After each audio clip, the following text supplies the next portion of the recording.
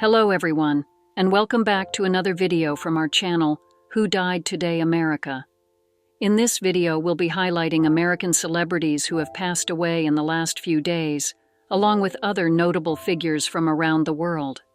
Before we proceed, we kindly ask you to show your love and support by giving this video a like. It means a lot to us. Thank you. Now let's begin.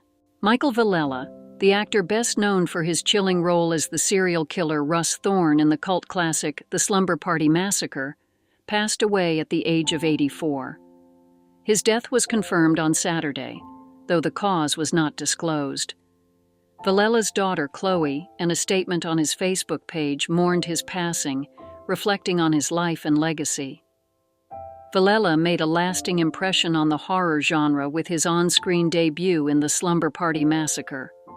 Directed by Amy Holden Jones and penned by Rita Mae Brown, the film was initially conceived as a parody of the slasher genre, but evolved into a straight horror classic. Villella's portrayal of the drill-wielding killer Russ Thorn captured audiences, solidifying his place in horror cinema history. Though the film received mixed reviews upon its release, it went on to achieve cult status, inspiring 2 sequels, multiple spin-offs, and a 2021 reboot. Villella also revisited his iconic role in the 2010 documentary Sleepless Nights, revisiting the Slumber Party Massacres. Outside of his legendary horror performance, Villella showcased his acting versatility in films such as Love Letters, Gotham, Wild Orchid, and its sequel Wild Orchid: 2 Shades of Blue, 1991. On television, he made memorable guest appearances in Amazing Stories and Getting Away with Murder.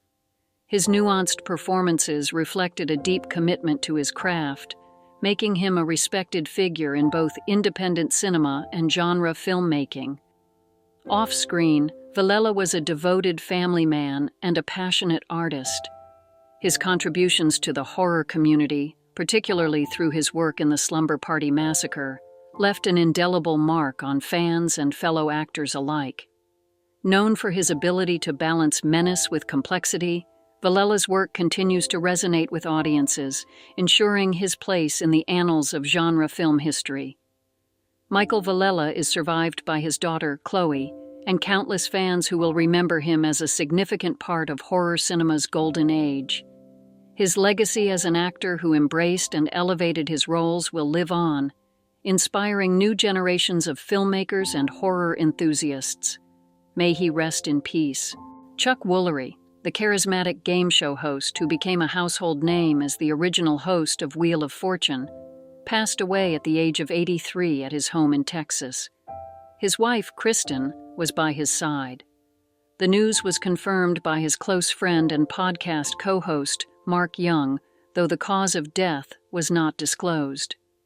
Woolery's enduring legacy began when he graced television screens as the first host of Wheel of Fortune from 1975 to 1981. His warm demeanor and quick wit helped establish the show's popularity. After leaving the show due to a contract dispute, Woolery handed the reins to Pat Sajak, who would go on to host the show for decades. Not one to slow down, Woolery became synonymous with Love Connection, a groundbreaking dating game show he hosted from 1983 to 1994. His catchphrases, including "We'll be back in 2 and 2, became a hallmark of his approachable and engaging style.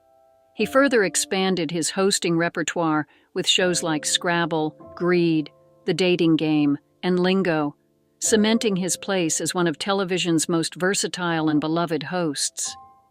Beyond the world of game shows, Woolery showcased his multifaceted talents as a musician, performing with the band The Avant-Garde, and as a talk show host on The Chuck Woolery Show and Home and Family. He also made memorable appearances as himself on popular TV series like Scrubs, Sister, Sister, and Melrose Place. Woolery's career was not without controversy. In later years, he was an outspoken conservative, using his platform to share his political views, which he acknowledged affected his career. Despite the challenges, Woolery remained steadfast in his beliefs, exemplifying his commitment to authenticity and courage in the face of adversity. Friends and fans alike will remember Woolery for his magnetic charm, sense of humor, and groundbreaking contributions to television. He paved the way for countless hosts who followed in his footsteps, leaving an indelible mark on the entertainment industry.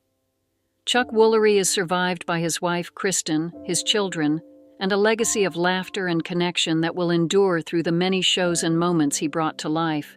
He will be deeply missed.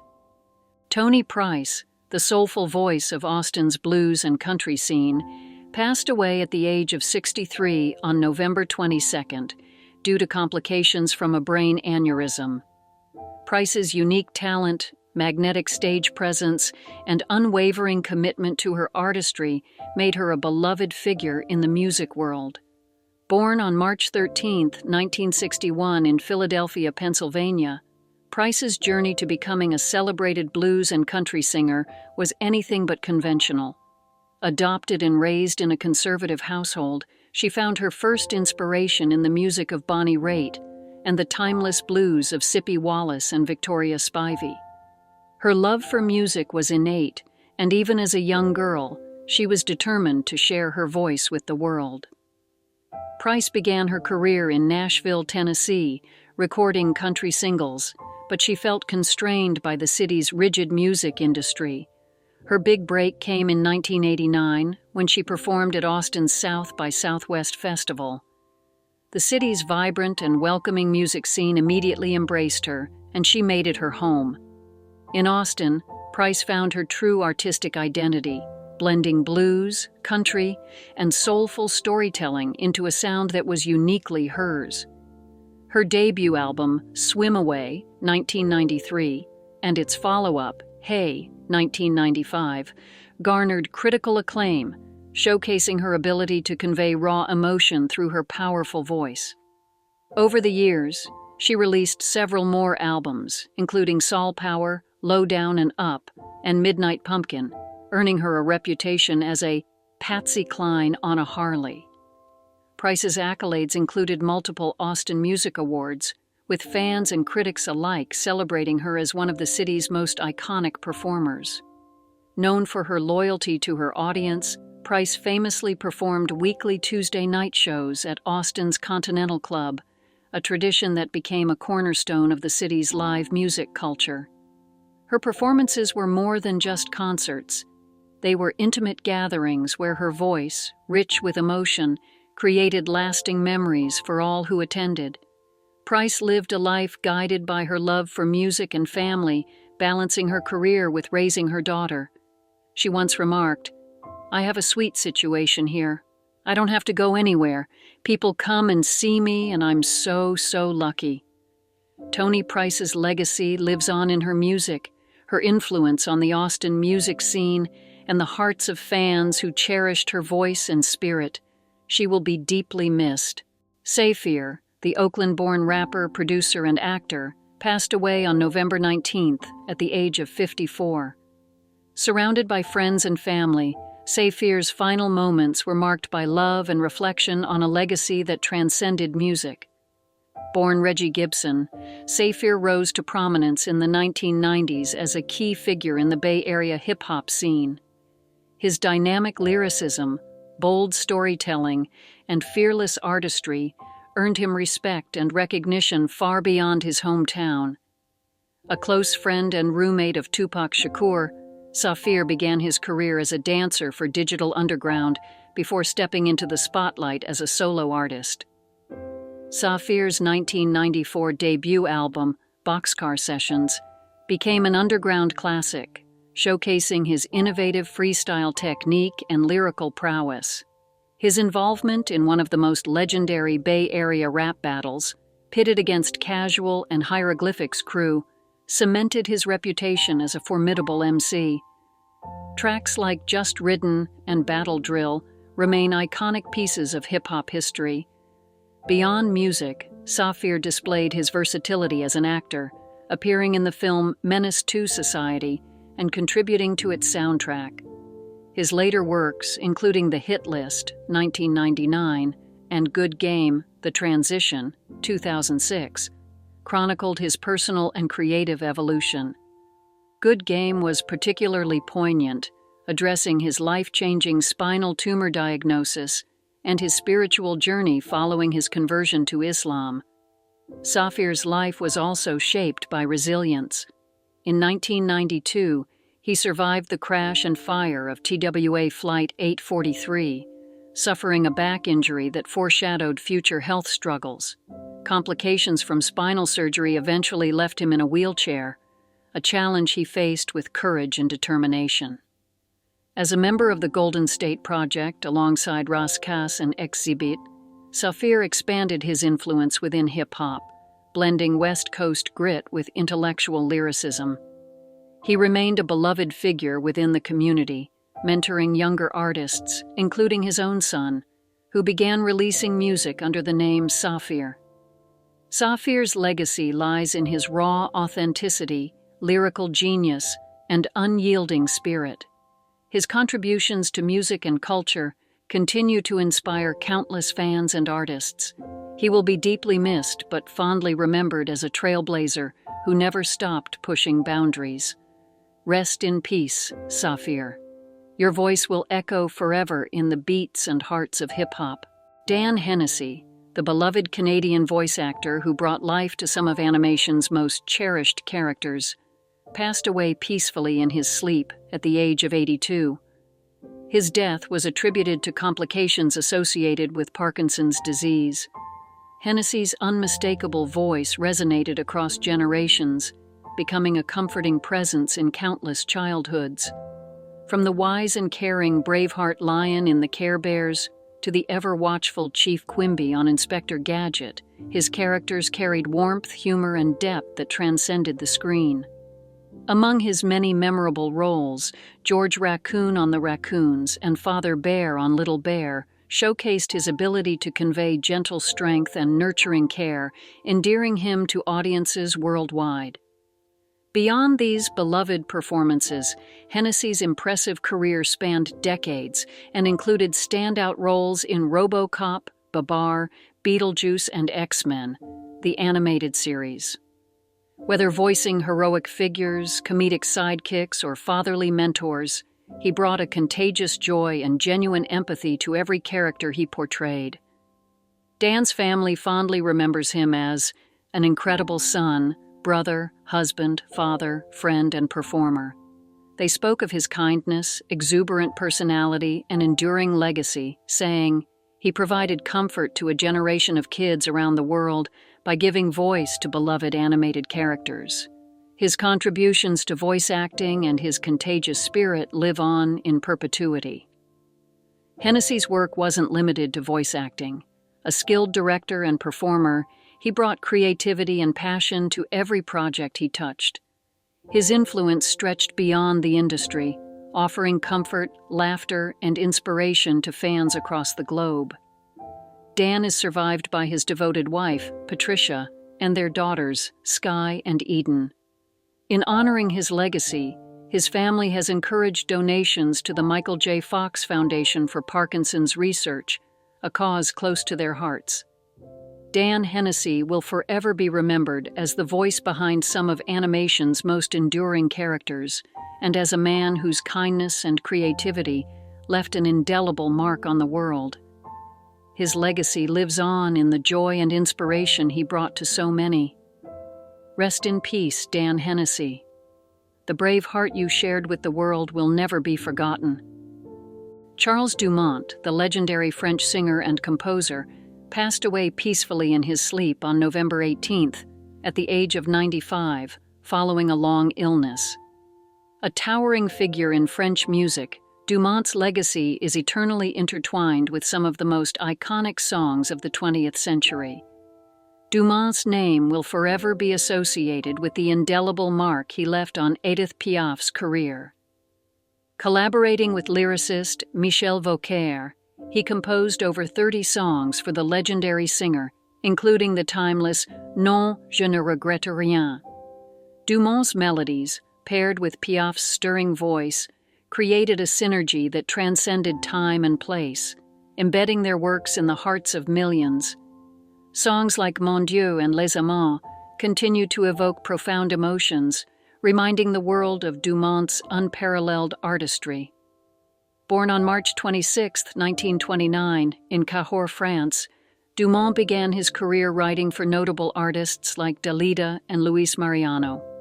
However, his collaboration with Piaf in the 1960s catapulted him to global recognition. The story of Piaf's initial resistance to Dumont's compositions, followed by her exuberant embrace of "Non, je ne regrette rien," is legendary, illustrating both Dumont's perseverance and the genius of his craft.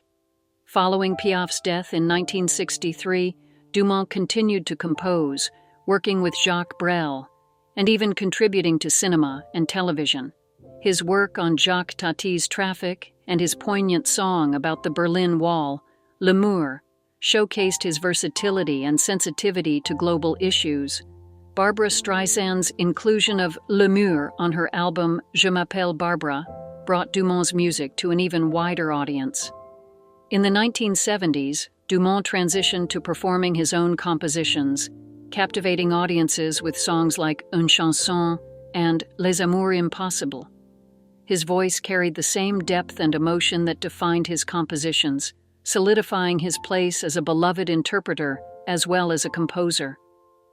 Charles Dumont's music is a testament to the power of melody and emotion, bridging generations and cultures. He leaves behind a legacy of beauty, resilience, and timeless artistry. His songs will continue to resonate, reminding us of the depth of the human experience. Rest in peace, Charles Dumont. Your melodies will forever sing in our hearts.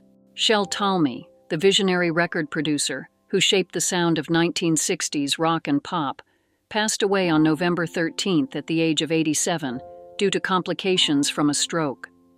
His passing marks the end of an era for music history, but his legacy will echo through the countless timeless hits he helped create. Born in Chicago on March 26, 1937, Talmy was a pioneer who brought an innovative approach to music production. Starting his career as a recording engineer in Los Angeles, he honed his skills alongside legends like the Wrecking Crew.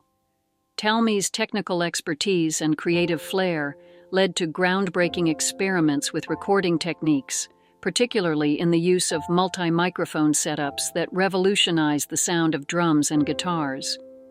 Relocating to Britain in the early 1960s, Talmy became a pivotal figure in the British invasion, producing seminal tracks for iconic bands like the Kinks and the Who.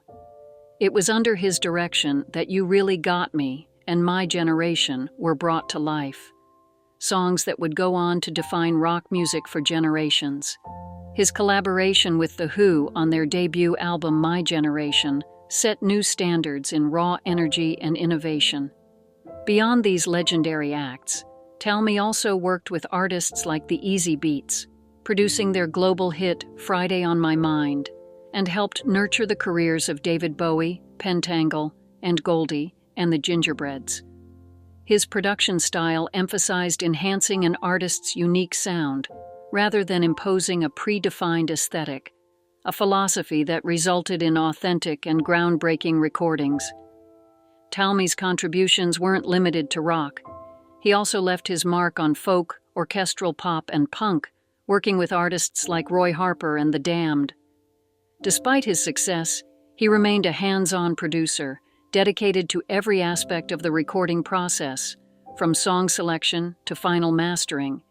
His impact on music extended beyond his work in the studio. Talmy's inventive spirit and trailblazing techniques earned him lasting respect and admiration in the industry. Shel Talmy's influence on modern music is immeasurable. His fearless innovation, coupled with a deep respect for artistry, leaves a legacy that will continue to inspire musicians and producers worldwide. Rest in peace, Shel Talmy, a true architect of sound. Terence Beezer, the versatile character and voiceover actor whose career spanned over 4 decades, passed away peacefully at the age of 89. He was at home in Santa Monica, surrounded by the love of his wife of 55 years, actress Muriel Mina. His passing marks the end of a rich legacy in film, television, and theater. Born on February 2, 1935 in Omaha, Nebraska, Terence's early years were filled with a curiosity for the arts, which blossomed when his family moved to Los Angeles. After serving 4 years in the Navy, Terence pursued his passion for acting, first at the Pasadena Playhouse and later on the stages of New York.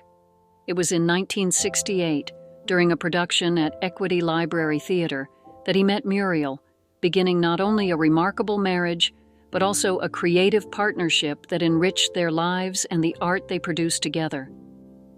Terence's career in television and film was a tapestry of memorable roles. Audiences will remember him for his performances in Walk Hard, The Dewey Cox Story, and The Gods Must Be Crazy, as well as his recurring roles on The Middle and Raising Hope. His face and voice became a beloved presence across countless iconic TV series, including Cheers, The Incredible Hulk, Hill Street Blues, Parks and Recreation, The Office, and Scandal. Behind the scenes, his voice lent depth to Star Trek series and video games, as well as off-screen announcements for productions like Jaws, The Revenge. Terence's journey also led him to Boston, where he and Muriel co-directed numerous productions, and he earned his MFA from Brandeis University. In Los Angeles, their collaboration extended to television, commercials, and theater, always grounded in a shared love of storytelling. Terence Beeser's career was defined by his dedication to his craft, his generosity toward fellow actors, and his ability to elevate every project he touched. His pride in his Actors' Equity membership spoke volumes about his belief in the power of the theatrical community. In lieu of flowers, his family has asked for donations in Terence's name to Entertainment Connections, a fitting tribute to a man who spent his life enriching the lives of others through his art. Rest in peace, Terence Beeser, a true champion of the stage and screen. Tanya Sumner, a cherished journalist, dedicated community leader, and health advocate, passed away at the age of 53 after a valiant 2-year battle with a rare and aggressive form of colon cancer. Her life was a testament to resilience, compassion, and service, leaving an indelible mark on all who knew her. Tanya, known on air as Tanya Spencer, devoted 2 decades to broadcast journalism, with 10 of those impactful years at Indianapolis's ABC affiliate, WRTV. Her warmth and professionalism endeared her to viewers, as she brought stories to life with integrity and care. In her heartfelt farewell to the newsroom, Tanya took a bold step toward public service, serving District 3 on the Whitestown Town Council. Her dedication to her community, as noted by Whitestown Town Manager Katie Barr, was nothing short of infectious, touching the lives of family, friends, neighbors, and colleagues alike. As a mother, wife, and friend, Tanya's kindness extended beyond her professional commitments. She carried her love for her community into every interaction, offering her time and energy to causes that mattered most to her. Despite the challenges of her illness, she remained a beacon of positivity and strength, becoming a passionate advocate for colon cancer awareness. Her health advocacy during her battle with cancer was remarkable. Tanya's candidness about her diagnosis and treatments inspired many to prioritize their health. Her message to get screened for colon cancer at the recommended age of 45 will undoubtedly save countless lives. If you could imagine me finding this grapefruit-sized tumor 6 years earlier, we would be having a different conversation, she urged with urgency and sincerity. In her final Facebook post, Tanya left a profound reflection. Time, good health, those are our only true commodities.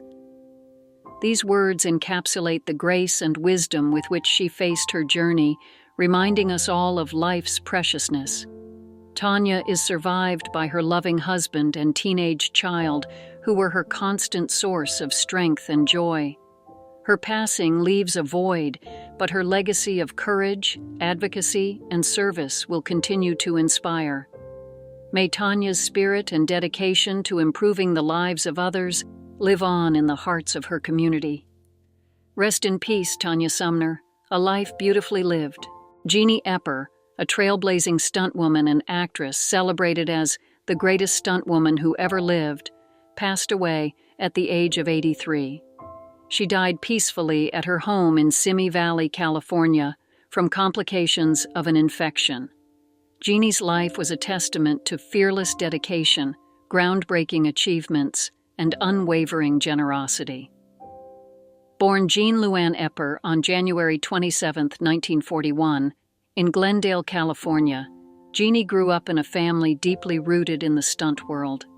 Under the guidance of her father, John Eper, a renowned stuntman specializing in horseback stunts, Jeanie began learning the craft at the age of 9.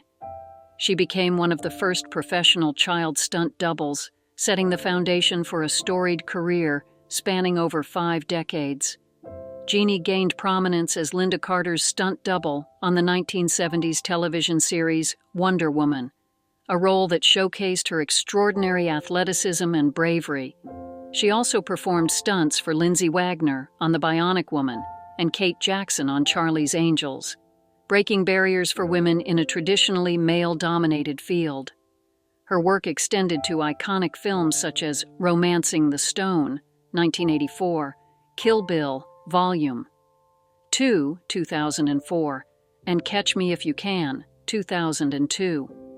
Throughout her career, Jeanie was a champion for her peers. She co-founded the Stunt Women's Association of Motion Pictures in 1968 and served as its president in 1999.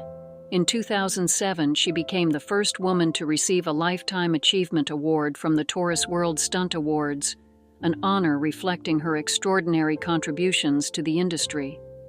Jeanie's courage and strength were not confined to the screen. In 2000, she selflessly donated a kidney to actor Ken Howard, exemplifying her profound generosity.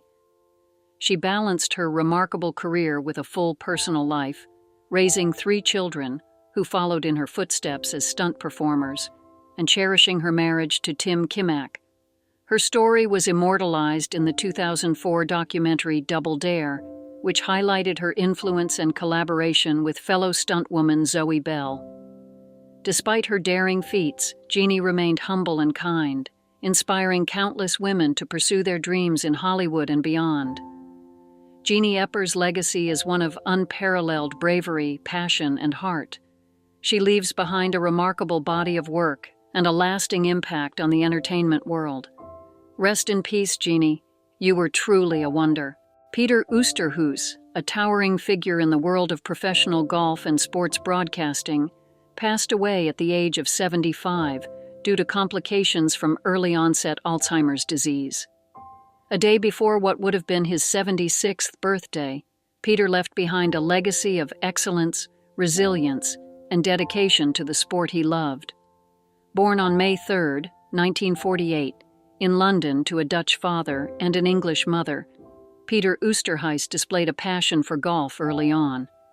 His amateur career was nothing short of remarkable, highlighted by his participation in the 1967 Walker Cup and the 1968 Eisenhower Trophy, where he helped secure a silver medal for Great Britain and Ireland.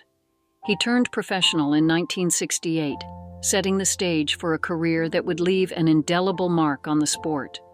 On the European circuit, Peter was a dominant force, winning 10 tournaments and clinching the prestigious Harry Vardon Trophy for 4 consecutive seasons from 1971 to 1974.